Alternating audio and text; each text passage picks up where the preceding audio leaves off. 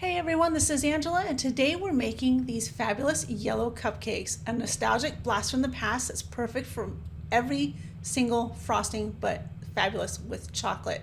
So let's mix together our dry ingredients here: flour, sugar, baking powder, salt, and we're going to make a well in the center for the wet ingredients to go into. And we'll start adding those wet ingredients, including milk, sour cream, some cooking oil, eggs, and vanilla extract. You can use a little bit of another flavor of extract if you'd like.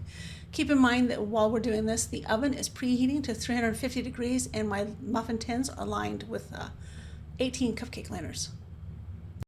And once all of the wet ingredients are in, I like to go ahead and mix this together before adding my melted and cooled butter. So we're going to do that until just enough so that the flour is incorporated with most of your wet ingredients here.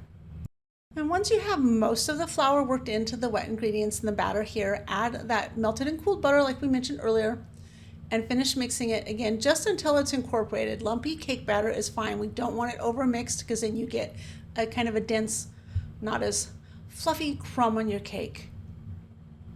And once that delicious cake batter is mixed, we're going to portion it into the prepared muffin liners in the muffin tin, cupcake liners.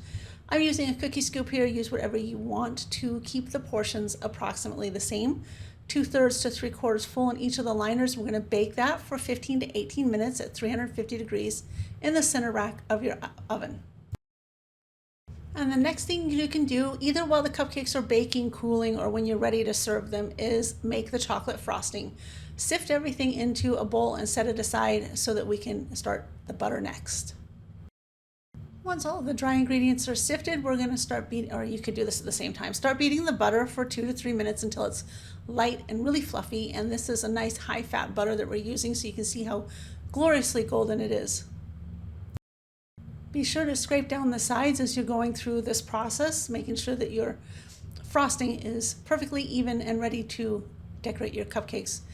Add the vanilla into the beaten butter and keep beating it until it's combined too, and then we'll start adding our dry ingredients, alternating with the cream to make the buttercream frosting.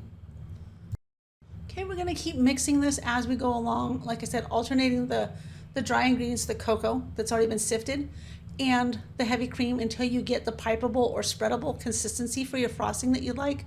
I also tasted at the end, because one of the main complaints people have with buttercream is that it can be really, really sweet. So add a pinch of salt, taste again, and make sure that it's wonderfully chocolatey without being sickly sweet.